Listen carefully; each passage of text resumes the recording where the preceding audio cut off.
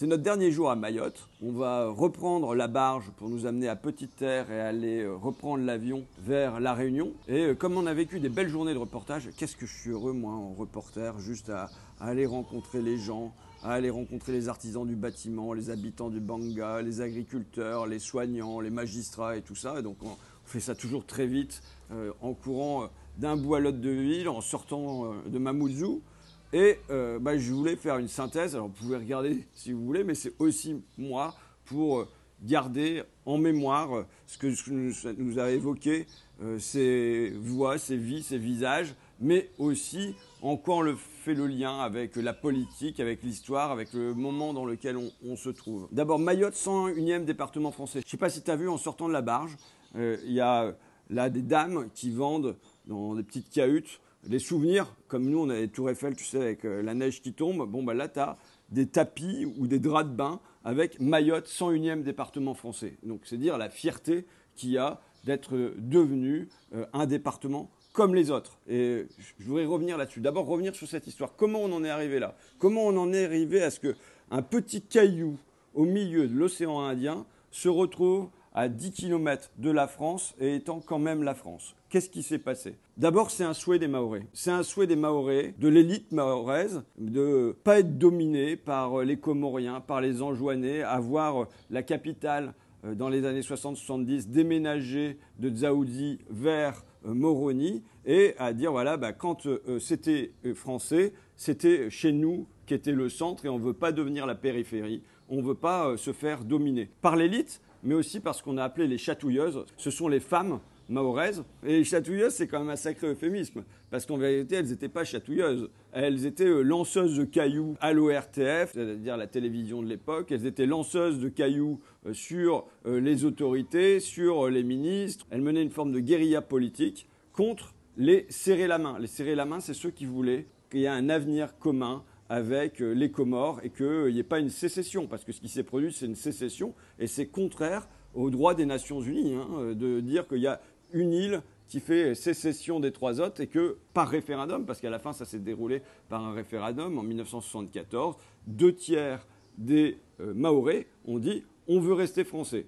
Alors que toutes les îles autour, les trois autres îles des Comores, elles ont dit nous on veut devenir indépendants à 97-98%, enfin très très très largement. Et là, il y a un sort qui s'est dissocié, 3 îles d'un côté, une autre île de l'autre. Ça s'est fait par volonté des Mahorais, mais ça s'est fait avec un appui d'une partie des dirigeants français. D'une partie parce que mon sentiment quand je lis les documents de l'époque, c'est que c'est très partagé. D'un côté, tu as Valéry Giscard d'Estaing qui vient d'être élu et qui dit bon écoutez, c'est un territoire qui doit rester avec les Comores et on ne va pas avoir une mainmise de la France dessus. Et puis, tu as les gaullistes et une partie de l'extrême droite qui disent non, il faut que ça reste français parce que la pensée du général de Gaulle, c'est ok, on a laissé Madagascar, mais les autres îles, il faut les garder pour avoir des grandes oreilles dans l'océan Indien. Et de fait, dès notre arrivée, on sourit parce que je suis allé pour prendre une photo de grandes paraboles installées par les militaires à côté de Dzaoudzi.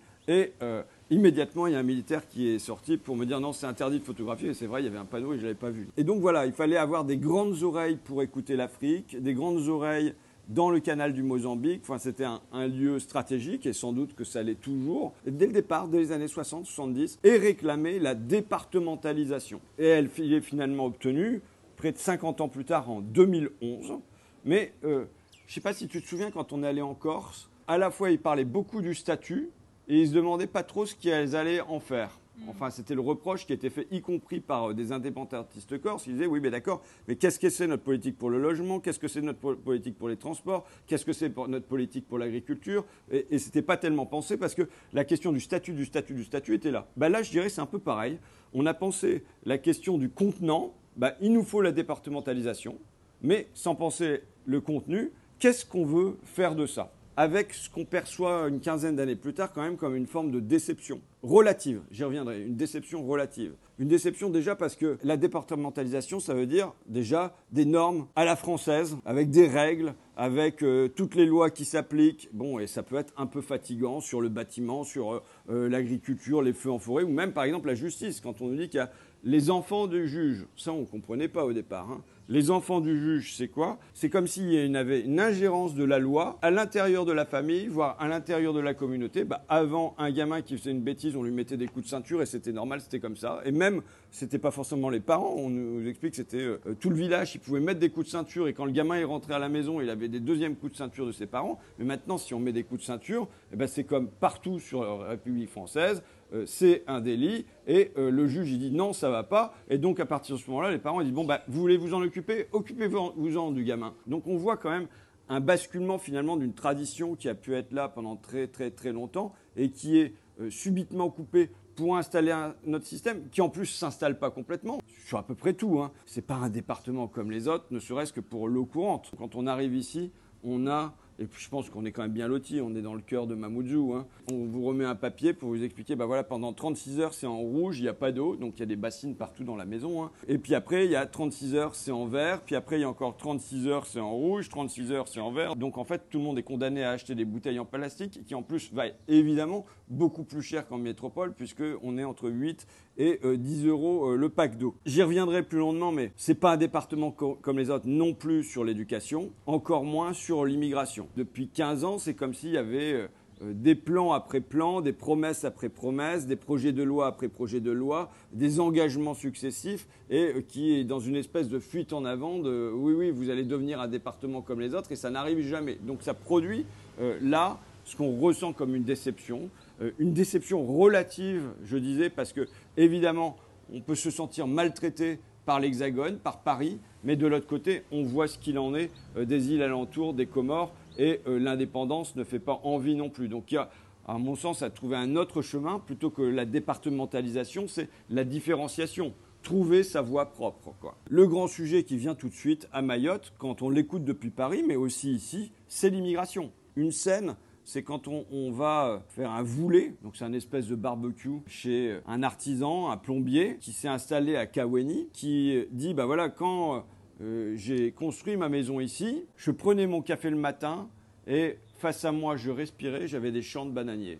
Et maintenant, ce qu'il a, c'est un immense bidonville avec des gens qui viennent jeter leurs déchets à côté de la benne qui est remplie. Qu'est-ce qu'il a fait? Il a installé une grille dans les deux sens pour pas voir ça, pour pas être vu et pour se sentir un peu en sécurité.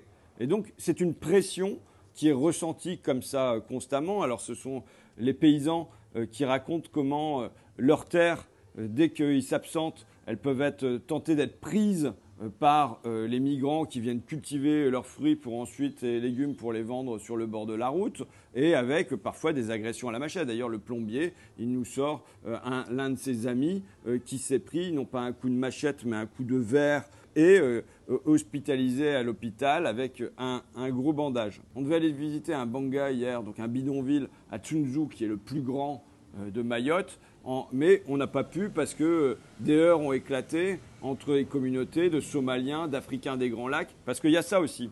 Il y a l'immigration traditionnelle comorienne, et même le préfet nous disait, au fond, la frontière, je dois la faire respecter, mais ici, elle est floue. Il y a 70 km entre Anjouan et Mayotte.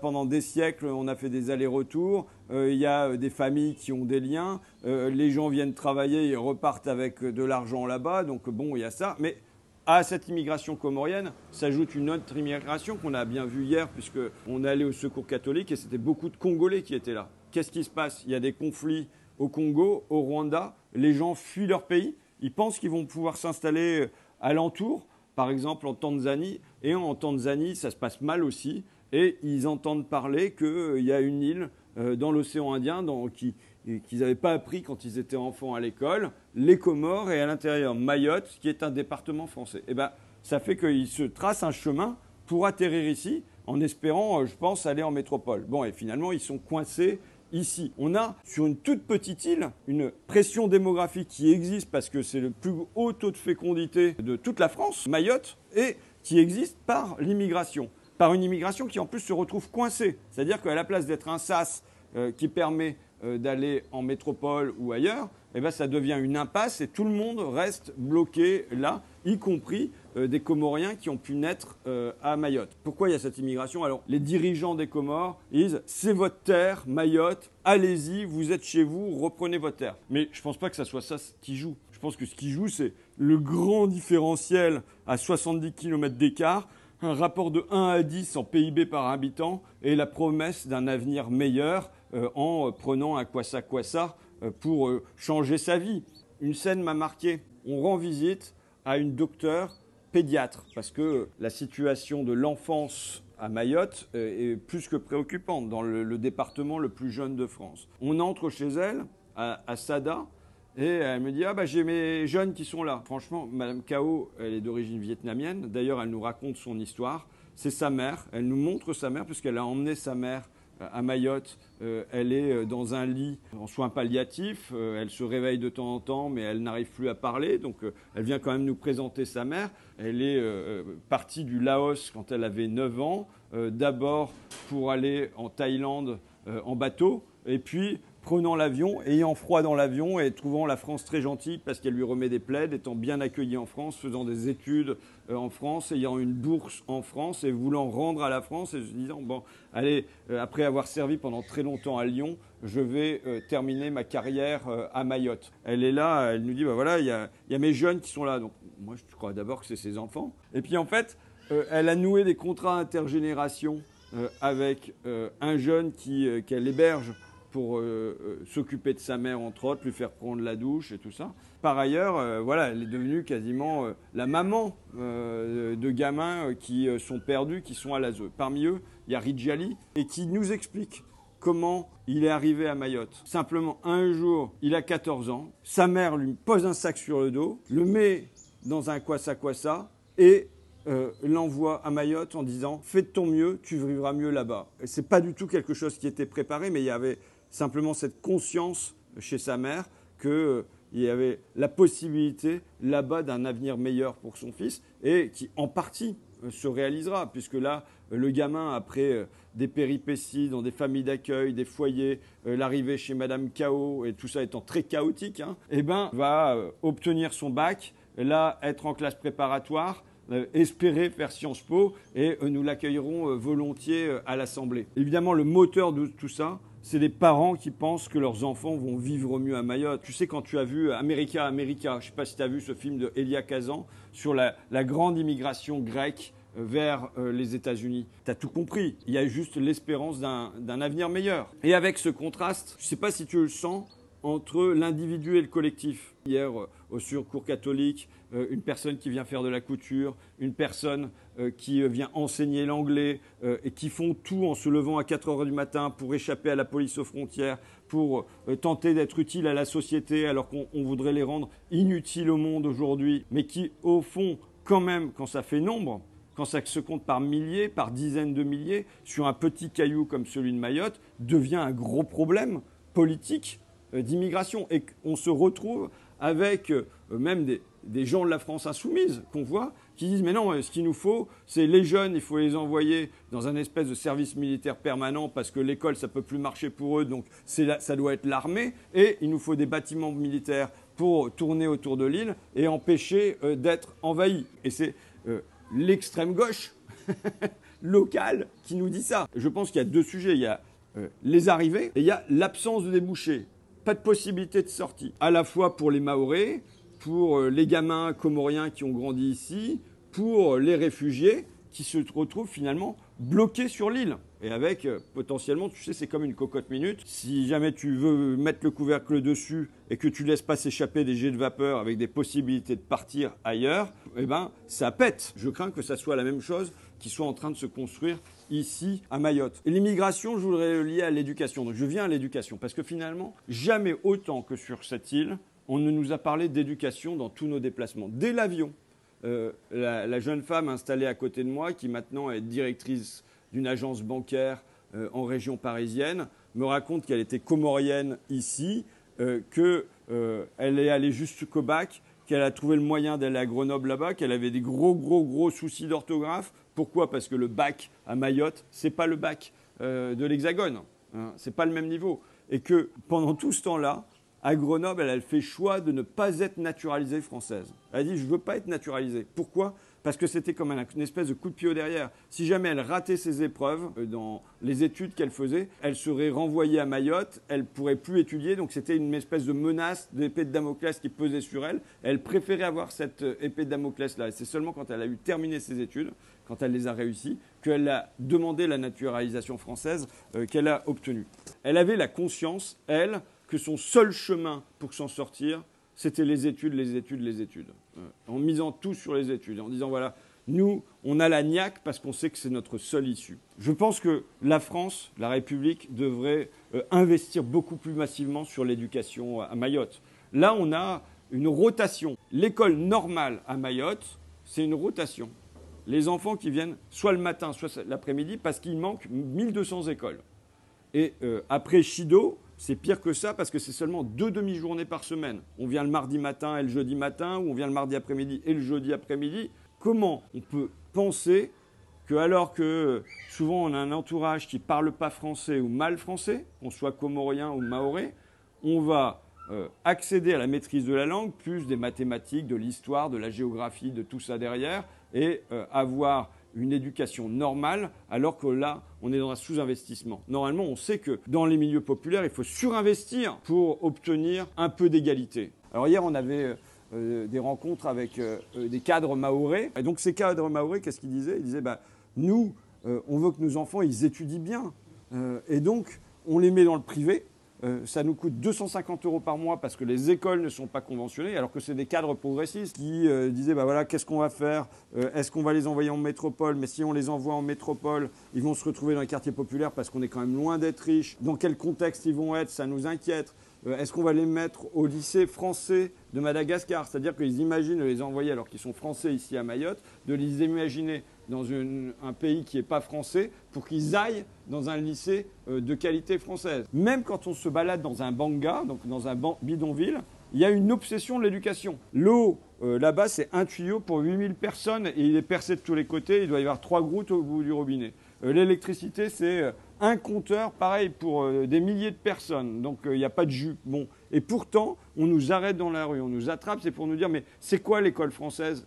Nous, on attend pour nos enfants de l'éducation, de l'éducation, de l'éducation, parce qu'en fin de compte, c'est pour ça qu'ils sont venus. Et ça explique pourquoi, en vérité, la France et le gouvernement n'investissent pas sur l'éducation, parce qu'ils se disent que ça va être quelque chose qui va attirer, qui va faire de l'attraction, parce qu'en vérité, les Comoriens qui viennent ici, c'est pas seulement pour bien vivre des allocations, c'est pas ça le sujet. C'est pour but de mes enfants vivront mieux que moi. C'est l'obsession des parents, c'est l'éducation de leurs enfants. Quand on voit que dans le projet de loi refondation Mayotte, et je ne sais pas combien de guillemets il faudrait, l'école n'apparaît que dans les annexes, et en disant la fin de la rotation en 2031, d'ici 2031, il y aura eu 10 gouvernements. On sait qu'il y aura 10 fois la possibilité de ne pas tenir cette très vague promesse. Quand la République s'est construite, après 1868, elle s'est construite sur les hussards noirs de la République. Elle s'est construite sur l'école républicaine. Si on veut aider Mayotte, le premier chemin pour aider Mayotte, et d'autant plus avec une population qui est extrêmement jeune comme ici,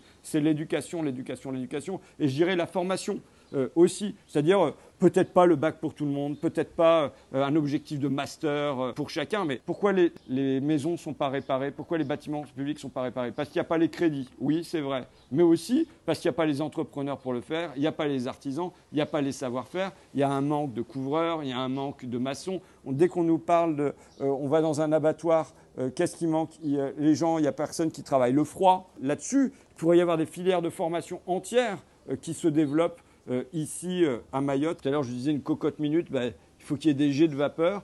Moi, je pense que toutes les personnes qui arrivent au baccalauréat, qu'elles soient mahoraises ou comoriennes, les jeunes, ils aient la possibilité qu'on leur ouvre un avenir et qu'on leur ouvre un ailleurs, et pas d'être coincés sur le caillou de Mayotte, de pouvoir partir pour mieux revenir. Et là, au contraire, c'est coincé, l'horizon est coincé. Quand on a son baccalauréat, en fin de compte, ça produit une grande frustration, parce qu'il n'y a pas la possibilité de poursuivre ses études ou de faire autre chose et de voir un peu le monde, quoi. Enfin, l'espoir, mais il y en a plein d'autres désespoirs, mais enfin, notre belle rencontre, notre coup de foudre, on va dire, c'est Harouna. Harouna qui était le président des JA, des jeunes agriculteurs, et qu'on a rencontré dans son élevage de volailles. Alors, il faut voir que c'est une exploitation agricole, mais ça fait un demi-hectare. En France, c'est dérisoire. Et là, il nous explique comment sa mère voulait surtout pas qu'il fasse agriculteur. Elle disait, mais faut devenir fonctionnaire. Apparemment, c'est le rêve des Mahorais, c'est de tous devenir fonctionnaire. Regarde ton frère, il a fait instituteur. Pourquoi toi, tu vas faire agriculteur? Et lui, non, il s'est accroché, c'était son rêve. Et donc, il l'a fait, et puis il s'est lancé dans la volaille. Il a commencé, et puis à vendre ce qu'ils appellent au porte-à-porte. En fait, ils passent des coups de fil, de relation en relation, et ils arrivent comme ça à placer leurs poulets. Puis après, il s'est dit, mais peut-être qu'on peut faire mieux. On va se mettre à quelques-uns, puisqu'il était président des jeunes agriculteurs, et on va aller à l'abattoir de Coconi, qui est dans le lycée agricole. On va découper nos poulets, on va commencer à les préparer, on va voir si on peut les vendre dans des magasins. Puis ils ont vu que ça marchait. Et là, ils se sont dit, bon, à la place de faire la guerre avec l'industriel qui nous fournit les aliments pour nos volailles, on peut peut-être aller discuter avec lui de voir si on ne pourrait pas fonder un abattoir. Et donc, ils ont fondé un abattoir. Et là, ça y est, il y a une marque qui s'est lancée qui s'appelle Montpouletti. Lui, il est président de la société de l'abattoir. Il n'en est pas l'actionnaire principal, mais il en est le président. Il a rassemblé 30 agriculteurs qui font du poulet. Lui, c'est un espèce de témoin de Jéhovah du poulet, hein, parce qu'il croise quelqu'un qui travaille dans l'informatique. Il dit, toi, tu devrais faire du poulet. Il croise quelqu'un qui est dans la formation. Il dit, toi, tu devrais faire du poulet. Et le gars, il est dans le bâtiment. Toi, tu devrais faire du poulet. Et il recrute comme ça pour du poulet. Il faut voir le courage de ces gens, puisqu'ils étaient plusieurs à être là. En plus, Shido est passé, a quand même détruit tous leurs bâtiments qui s'étaient évertués à monter. Ben, qu'est-ce qu'ils ont fait après un moment de découragement? Et ils ont enlevé les tôles parce que ça avait soufflé de tous les bidonvilles et les tôles étaient venus chez lui. Tout était envolé. Les poussins, enfin les volailles, plutôt les poulets, 80% étaient morts et les 20% qui survivaient, ben, c'est les habitants des bidonvilles qui venaient prendre les poulets. Et lui, au fond, en humaniste, il le comprenait. Ben, il a trouvé le courage, lui et les autres, de venir non seulement reconstruire, mais se dire, ben, faisons de Shido une chance. On va faire nos bâtiments, on va les faire encore mieux pour progresser. Et en plus, lui a un discours politique au sens large, de droite et de gauche, je m'en fiche, hein, mais de dire, voilà, moi ce que je veux, c'est apporter davantage de souveraineté alimentaire à mon île, qu'on ait un peu de sécurité de ce côté-là, qu'on ne soit pas mis sous assistance, qu'on se développe. Et il a, voilà, je trouve qu'il porte un vrai projet pour son territoire. Et j'ai été, moi, séduit par Harouna. Dire comment on a rencontré Harouna aussi, comme ça fait quand même le lien entre Mayotte et la Picardie à 10 000 km d'écart. Je jouais, et je venais de marquer un but en plus, à Flic Secours, ça m'arrive pas souvent. Ouais, c'est très rare. Non, un tournoi de Sixte, un dimanche, j'entends vive Ruffin, vas-y, Marc Ruffin, défends bien Ruffin dans les tribunes. Et je dois dire que c'est rare que ma popularité soit aussi manifeste dans ma circonscription, donc j'étais un peu surpris. Je vais dire bonjour à ces supporters féminines qui étaient dans les tribunes. Et parmi elles, la capitaine, la coach, c'était Salimata qui me dit que voilà, elle est originaire de Mayotte. Donc du coup, je discute avec elle et je lui demande, bah, qu'est-ce que tu pourrais me faire rencontrer? Elle me dit, bah, voilà, moi, il y a quelqu'un qui nous a aidé à monter une équipe féminine de football à Mayotte. C'était Harouna. Il faut que tu rencontres Harouna. Ben voilà comment la liaison s'est faite entre un agriculteur producteur de volailles à Mayotte et Salimata qui jouait au foot sur le terrain de Flic Secours. Voilà. Et maintenant, en route pour la barge qui nous mène à l'aéroport, qui nous mène à La Réunion.